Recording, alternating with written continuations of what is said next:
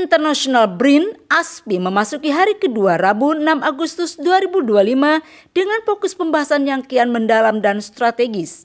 Kepala Organisasi Riset Kesehatan BRIN, Profesor Indi Darmayanti dalam sambutannya menyatakan bahwa seminar ini menggandeng, menempatkan BPOM dan beberapa mitra lainnya menggarisbawahi pentingnya kolaborasi antara riset, regulasi, dan industri. Fokus diskusi kali ini beralih ke topik esensial lainnya, yaitu terapi sel free yang membuka cakrawala baru dalam pemanfaatan inovasi sel punca, uji klinis hingga tantangan regulasi terapi sel. Mengupas tuntas isu terkini seperti brain processing, isu engineering, dan integrasi inovasi dalam praktik klinis. Para ahli menjelaskan bagaimana terapi berbasis sains sel seperti MSIS dan iPSC telah berkembang pesat menuju aplikasi di berbagai bidang medis, mulai dari biologi, kardiologi, hingga ontologi. Lebih dari itu, seminar ini juga menyoroti peran inovasi bioteknologi seperti biometri, teknologi 3G organ, dan sistem produksi klinis dalam memastikan terapi berbasis sel sains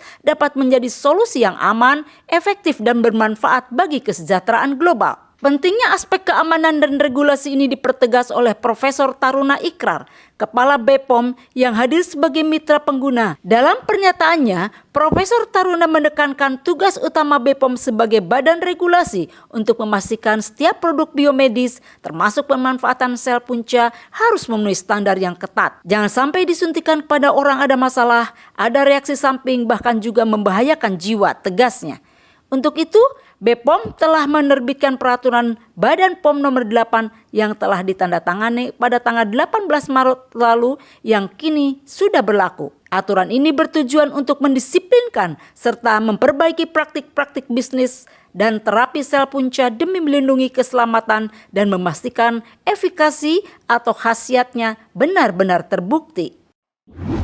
Salah satu yang kita betul-betul kelola, ekspektasi khusus untuk obat itu 1.700 triliun tiap tahun. Dari 1.700 triliun itu tentu kita pilih-pilih. Kalau kita hitung untuk hubungannya dengan produk-produk biologi, kita ekspektasi. Ini ekspektasi, karena kan belum angka pasti yang berhubungan dengan stem cell, karena regulasinya baru.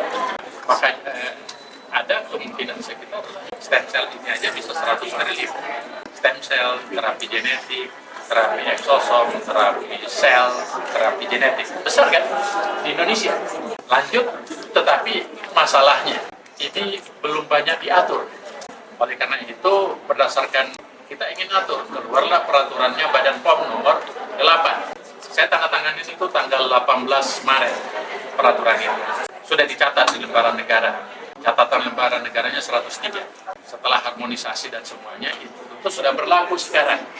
Kita mau disiplinkan, kita mau perbaiki bisnis-bisnis ataupun praktek-praktek stem cell.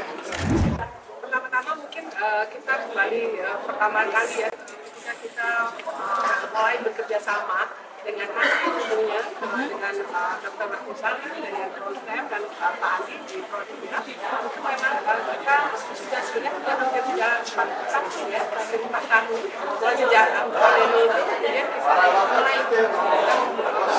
suatu kolaborasi yang bermula dari sederhana, dari seminar webinar, kemudian lanjut ke